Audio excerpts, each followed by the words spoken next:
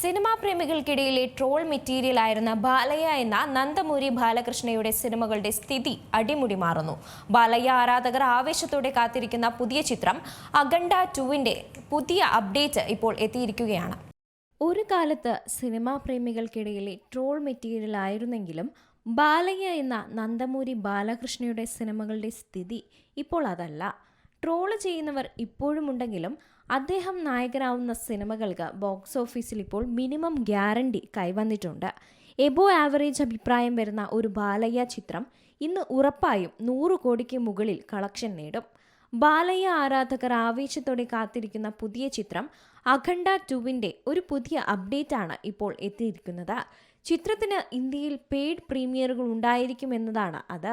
തെലുങ്കിൽ നിന്നുള്ള പ്രധാന റിലീസുകൾക്കൊക്കെ US-ൽ പെയ്ഡ് പ്രീമിയറുകൾ ഉണ്ടാവുമെങ്കിലും ഇന്ത്യയിൽ അത്തരം പ്രദർശനങ്ങൾ എല്ലാ ചിത്രങ്ങൾക്കും ഉണ്ടാവാറില്ല. എന്നാൽ അഖണ്ഡ 2-ന് അതുണ്ടാകും.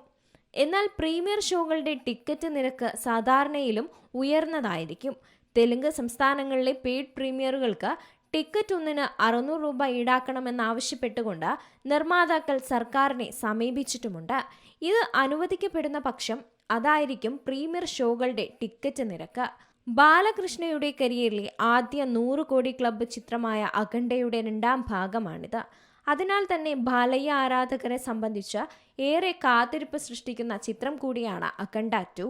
ബോയപതി ശ്രീനു, നന്ദമൂരി ബാലകൃഷ്ണ ടീം ഒന്നിക്കുന്ന 4ാമത്തെ ചിത്രമാണ് അഖണ്ഡ 2 താണ്ഡവം. 14 റീൽസ് പ്ലസിന്റെ ബാനറിൽ രാം അചന്തയും ഗോപിചന്ദ് അചന്തയും ചേർന്ന് നിർമ്മിക്കുന്ന ചിത്രം M തേജസ്വിനി നന്ദമൂരി അവതരിപ്പിക്കുന്നത്. ആദ്യ ഭാഗത്തേക്കാൾ വമ്പൻ ക്യാൻവാസ് ആണ് ഈ 2ാം ഭാഗം ഒരുക്കിയിരിക്കുന്നത്. സംയുക്ത മേനോനാണ് ചിത്രത്തിലെ നായിക. പാൻ ഇന്ത്യൻ ചിത്രമായി വലിയ ബജറ്റിൽ ഒരുക്കുന്ന ചിത്രത്തിലെ വില്ലൻ വേഷം അവതരിപ്പിക്കുന്നത് ആദി പിന്നിസെട്ടിയാണ്. ബോളിവുഡ് താരം ഹർഷാലി മൽഹോത്രയും ചിത്രത്തിന്റെ താരനിരയിലുണ്ട്.